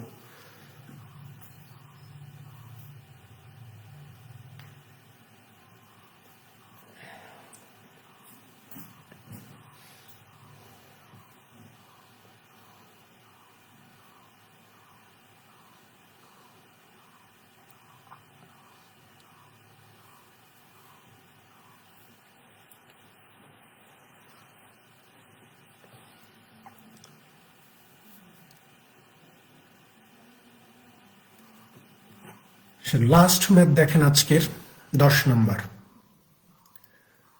দেখেন এত বড় ম্যাথ আসবে না পরীক্ষায়, জাস্ট এমনি নেওয়া। আমরা যদিও একদম সুপার অ্যাডভান্স লেভেলের 100টা ম্যাথ করব একদম এই কোর্সের শেষ 10টা ক্লাসে, ঠিক আছে? তখন আমরা এই ধরনের পেঁচানো ম্যাথ পাবো, এই প্রশ্নগুলো দেখতে বড়, ইকুয়েশন সাজাইতে স্টুডেন্টদের অবস্থা খারাপ হয়ে যায়, ঠিক আছে? জাস্ট আমি একটা ম্যাথ নিছি, যে আজকে শেষ ক্লাস, জাস্ট একটা ম্যাথ দেখাই। আমরা একদম কঠিন লেভেলের, যেমন আপনারা যারা বেসরকারি ব্যাংকে পরীক্ষা দেন বা আইবি এর নেওয়া বিভিন্ন পরীক্ষা, যেমন সামনে গ্যাস কোম্পানির একটা সার্কুলার আসবে, সেখানে ডেফিনেটলি রিটেন পরীক্ষা হবে। রিটেন পরীক্ষায় আইবিএ 1-2টা ম্যাথ দিবে এবং ওই ম্যাথগুলো সাধারণত কঠিন হয়। সো এই কঠিন ম্যাথগুলোকে যাতে আপনি খুব সহজে হ্যান্ডেল করতে পারেন, তার জন্য আমার ওই শেষের 10টা ক্লাস মানে খুব মনোযোগ দিয়ে করতে হবে। এবং ওই শেষের 10টা ক্লাস যদি কেউ ভালোভাবে বুঝতে চায়, তাহলে প্রথমের এই ক্লাসগুলো আপনাকে করতে হবে, তাছাড়া আপনি বুঝতে পারবেন না, ঠিক আছে? এ ধরনের প্রশ্ন দেখতে যতটা ভয় লাগে, ইকুয়েশন সাজানো যতটা কঠিন মনে হয়, এতটা কঠিন না। তা আমি বারবার বলতেছি যে ম্যাথের প্রশ্ন আপনি যত ভালো বুঝতে পারবেন, লজিকগুলা যত দ্রুত ধরতে পারবেন, ইকুয়েশন সাজানো তত সহজ হবে।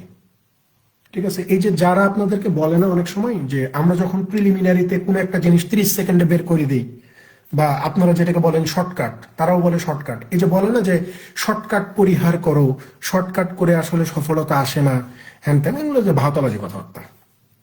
এখন কথা হচ্ছে যে তারা ওই যে এটাও বলে যে রিটেন করো, রিটেন করলে তোমার প্রিলি এমনিতে হয়ে যাবে। এইটা মনে করেন, এটা যে বলবে, যে মানুষ এই কথা বলবে যে রিটেন করলে প্রিলি হবে, ভাই আল্লাহর ওয়াস্তে এই মানুষের কাছ থেকে 1000 মিটার দূরে থাকবেন। এই মানুষ আপনার ক্ষতি করবে। আপনার চাকরি যেখানে 1 বছরের মধ্যে হয়তো, আপনার চাকরি সেখানে 2 বছরের মধ্যে হবে না। ঠিক আছে, রিটেন ম্যাথ করে কখনো আপনি প্রিলি উতরাইতে পারবেন না। লিখে নেন, গ্যারান্টি, গ্যারান্টি, এটা পারবেন না, সম্ভব হবে না। রিটেনের বিষয়গুলো লিমিটেড, লিমিটেড বিষয়। ঠিক আছে, রিটেনে ম্যাথ থাকবে 3টা 4টা 5টা, আপনি তার মধ্যে 1টা 2টা পারবেন না, নির্ধারিত সময় 1টা 2টা পারবেন না, আর হয়তো 2টা বা 3টা পারবেন। এবং আপনি যদি পাগল না হন, আপনার মেন্টাল স্টেট যদি ভালো থাকে, আপনি যদি সুস্থ মানুষ হন, ইংরেজি ভাষা বা বাংলা ভাষা পড়ে যদি বুঝতে পারেন, তাহলে আপনি ইকুয়েশন সাজাইতে পারবেন। এইটা নিয়ে কোনো ডিবেট নেই, ইকুয়েশন আপনি সাজাইতে পারবেনই পারবেন।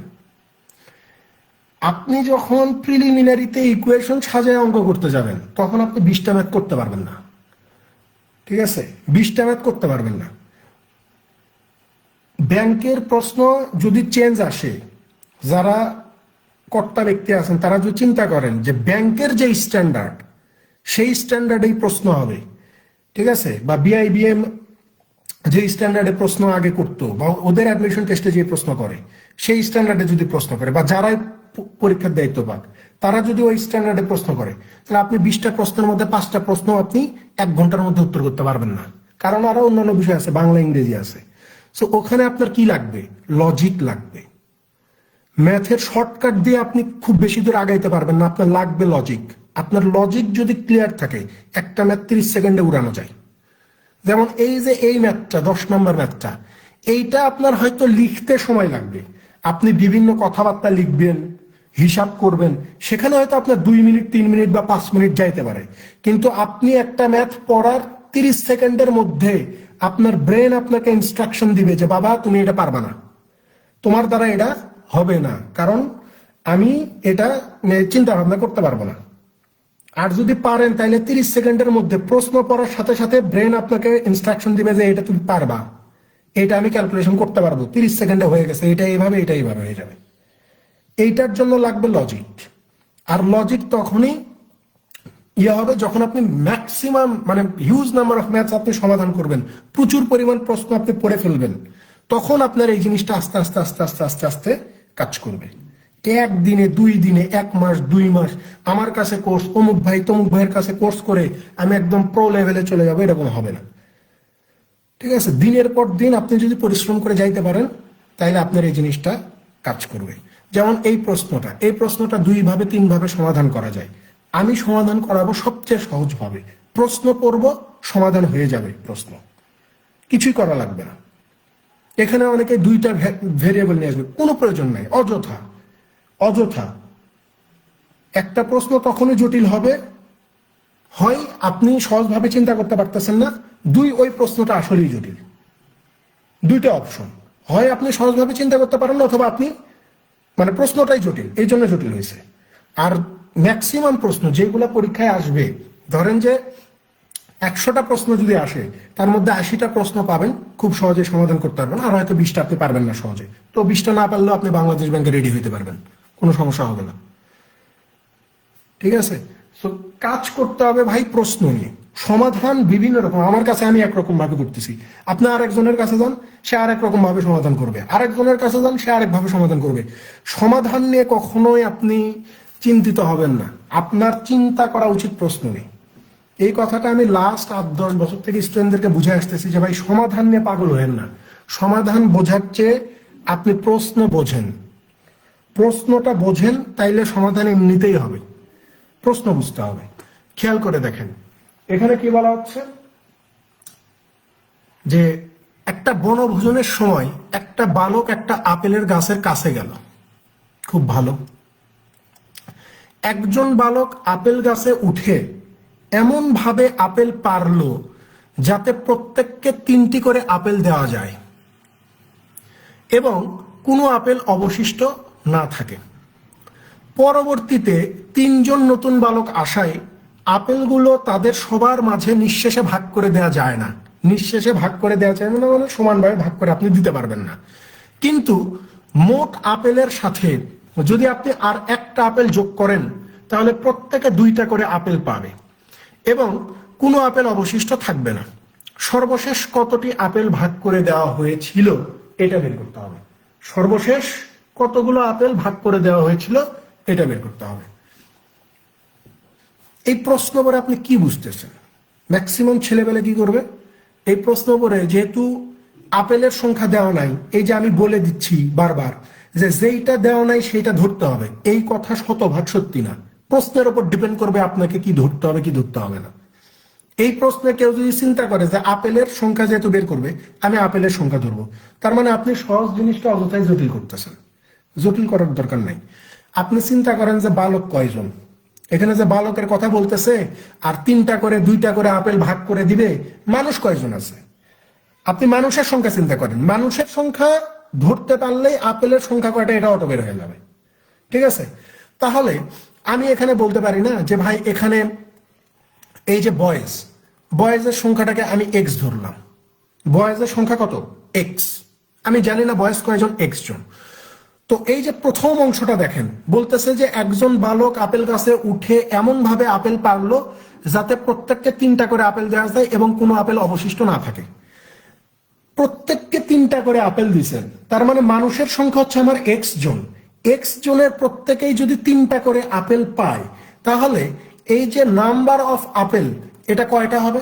আপনি বলবেন যে এক্স জনের প্রত্যেকে 3টা করে পাইলে টোটাল আপেলের সংখ্যা হচ্ছে 3x। আপেলের সংখ্যা কত? 3x। তাহলে আমরা মানুষের সংখ্যা পাইছি। মানুষের সংখ্যা পাওয়ার সাথে সাথে আমি আপেলের সংখ্যাও বের করে ফেলছি যে 3x গেল। এরপরে আসেন, এরপরে আমাকে বলতেছে যে পরবর্তীতে 3জন নতুন বালক আসায়, পরবর্তীতে 3জন নতুন বালক আসছে, তার মানে আগে বালক কতজন ছিল? এক্স জন, এখন আরো 3জন আসছে। তাহলে আমরা লিখতে পারি না যে নিউ নাম্বার অফ বয়েজ কতজন? আগে এক্স জন ছিল, নতুন করে আরো 3 আসছে, তার মানে x+3। তার মানে এখন বালকের সংখ্যা কত? x+3। এখন আপনি বলবেন যে তাহলে বর্তমানে এখন নাম্বার অফ আপেল কয়টা হবে? আপেলের সংখ্যা কয়টা হবে? দেখেন সেই ইনস্ট্রাকশনেরা দিছে যে আপেলগুলো এই যে পরবর্তীতে 3জন নতুন বালক আসায় আপেলগুলো তাদের সবার মাঝে নিঃশেষে ভাগ করে দেওয়া যায় না। মানে আপনি যদি এই x+3 সংখ্যক বালকের মধ্যে এই যে আপনার কাছে থাকা 3x আপেলকে ভাগ করে দিতে চান তাহলে আপনি পারবেন না। এরা বলে দিছে যে আপনার কাছে যতগুলো আপেল আছে অর্থাৎ এই 3x সংখ্যক আপেলকে x+3 সংখ্যক বালকের মধ্যে নিঃশেষে ভাগ করে দেওয়া যায় না। তার মানে এখন কি করা লাগবে? বলতেছে যে কিন্তু মোট আপেলের সাথে আর একটা আপেল যোগ করলে প্রত্যেকে 2টা করে আপেল পায়। মোট আপেলের সাথে আপনি যদি আর একটা আপেল যোগ করে দেন তাহলে কি হবে? প্রত্যেকে 2টা করে আপেল পাবে। তাহলে আমার কাছে আপেল ছিল কয়টা? 3x। এরা বলতেছে যে ভাই 3x এর সাথে জাস্ট আর একটা যোগ করেন। তাহলে আমি একটা যোগ করে দিলাম। যখনই আমি এই একটা যোগ করে দিছি তখনই আমি কি বলতে পারতেছি যে এই যে আমার x+3 সংখ্যক বয়েস এরা প্রত্যেকেই যদি এখন 2টা করে আপেল মানে পেয়ে যাবে। যখন আমি এই 3x এর সাথে একটা আপেল যোগ করে দিচ্ছি তখন এদের প্রত্যেকে কয়টা করে আপেল পাবে? এই যে বলতেছে যে 2টা করে আপেল পাবে। তাহলে এই যে x+3 সংখ্যক বালক যদি প্রত্যেকে 2টা করে আপেল পায় তাহলে আপেলের সংখ্যা কত? আপনি বলবেন যে একজন 2টা পাইলে x+3 সংখ্যক বালক পাবে কয়টা? 2 × x+3। তাহলে এটা মোট আপেলের সংখ্যা না? এইটা মোট আপেলের সংখ্যা না? এটা মোট আপেলের সংখ্যা। তাহলে মোট আপেলের সংখ্যা হচ্ছে এইটা, সমান সমান এইটাও আমার মোট আপেলের সংখ্যা না? এই যে নাম্বার অফ অ্যাপেলস, যে বর্তমানে এখন আপেলের সংখ্যা কত, আপনি বলবেন যে এই যে 3x+1। তাহলে এই দুইটা সমান না? এখানেও এটা হচ্ছে আমার আপেলের সংখ্যা, এটাও হচ্ছে আমার কি আপেলের সংখ্যা। তো এই যে ইকুয়েশন আমার তৈরি হয়ে গেছে, ইকুয়েশন আমার তৈরি হয়ে গেছে। কথা বুঝছেন? শেষের অংশটা গুরুত্বপূর্ণ, যে আপনার কাছে আপেল আছে 3x, এই 3x সংখ্যক আপেল আপনি x+3 জনের মধ্যে ভাগ করে দিতে পারবেন না। কিন্তু আপনি যদি এই 3x এর সাথে আর একটা আপেল যোগ করে দেন, তাহলে এই x+3 সংখ্যক বালকের প্রত্যেকে 2টা করে আপেল পাবে। তাহলে প্রত্যেকে যদি 2টা করে পায়, তাহলে x+3 সংখ্যক বালক কতগুলো আপেল পাবে? আপনি বলবেন যে 2 × x+3। তাহলে এই যে 2 × x+3, এটা হচ্ছে মোট আপেলের সংখ্যা। তাহলে বর্তমানে আপনার মোট আপেলের সংখ্যা কত? এই যে 3x+1। তার মানে এইটা সমান সমান এটা লেখা যায় কিনা? লেখা যায়। তো এটা সলভ করলে তো আমি x এর মান পেয়ে যাব। এটা সলভ করলে তো আমি x এর মান পেয়ে যাবো। তারপরে আপেলের সংখ্যা বের করতে বলুক, না আমাকে বালকের সংখ্যা বের করতে বলুক, যেটাই বলুক আমি করতে পারবো না? করতে পারবো। এইটা বুঝে আসছে কিনা? এইটা বুঝে আসছে কিনা একটু জানান, তারপরে আমি সাজায় লিখতেছি।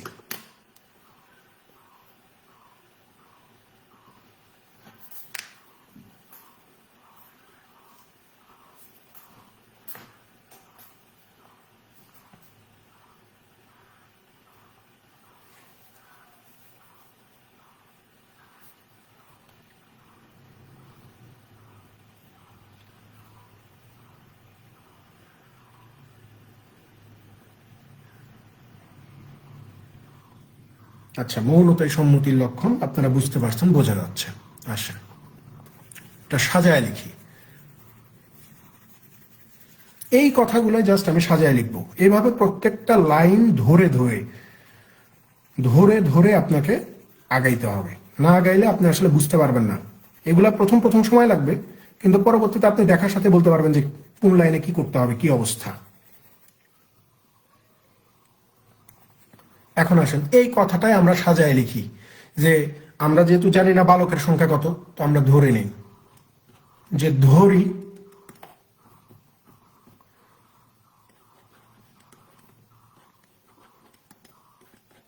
শুরুতে বালক ছিল x জন। শুরুতে বালক ছিল x জন। তাহলে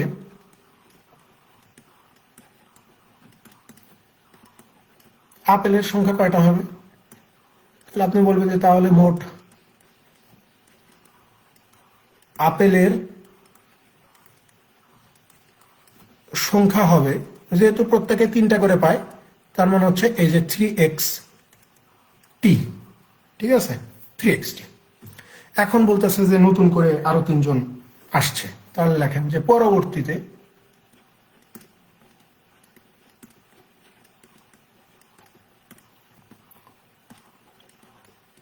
আরো 3 জন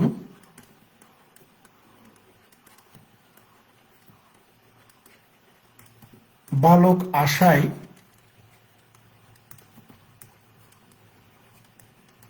এখন বালকের সংখ্যা কত হবে? আগে ছিল x, এখন আরো 3 জন আসছে, তার মানে হচ্ছে x+3 জন। ঠিক আছে, এবং মোট আপেলের সংখ্যা কত হবে?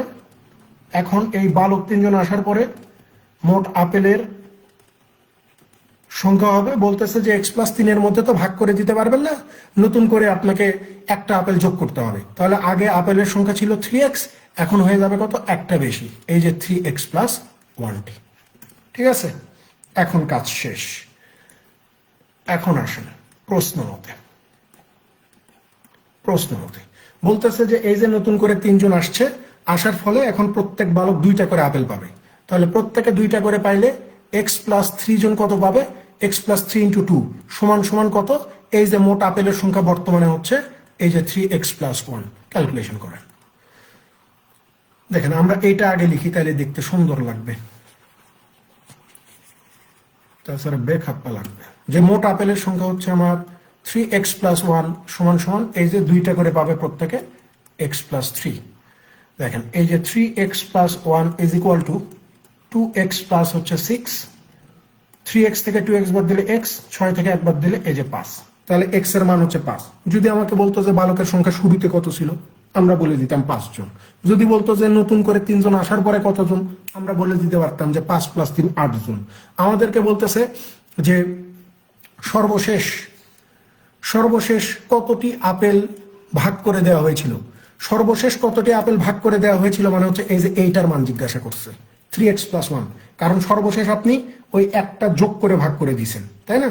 তার মানে 3x প্লাস 1 এর মান বের করতে হবে। তাহলে আমরা লিখতে পারি যে সর্বশেষ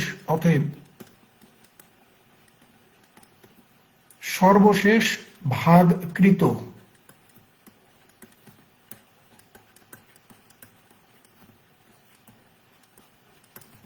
আপেলের সংখ্যা হবে 3x plus 1 is equal two 3 into 5 plus 1 is equal to কত? 16টি। এটাই উত্তর, যে 16টা আপেল আমরা ভাগ করে দিছি।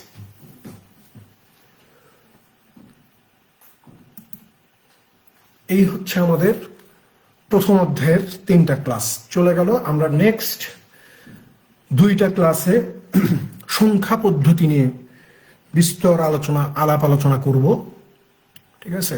এখন দেখবেন যে মোটামুটি প্রথম 4টা অধ্যায় একটু দাঁত কামড়তে পড়ে থাকেন, বিষয়গুলো বোঝার চেষ্টা করেন, দেখবেন যে সহজ লাগতেছে। আশা করি এখন এই যে 3টা ক্লাস করার পরে ইকুয়েশন সাজানো, ইকুয়েশন দাঁড় করানো, এই বিষয়টা একটু হইলেও, খুব বেশি সহজ হয়নি এখনো, একটু হইলেও সহজ মনে হচ্ছে, মানে সহজ হওয়া শুরু হচ্ছে কেবল, ঠিক আছে? যখন আমরা প্রথম 4টা অধ্যায় করে ফেলবো, ইকুয়েশন বেসড যেগুলা থেকে আমরা ইকুয়েশন শিখতে পারি, এইগুলো যখন আমাদের শেষ হয়ে যাবে, তখন আমরা আসল ফিলটা পাবো যে লিখিত ম্যাথ আসলে পুরোটা ফান। আমি প্রায় ক্লাসে বলি লিখিত ম্যাথ ফান, ঠিক আছে?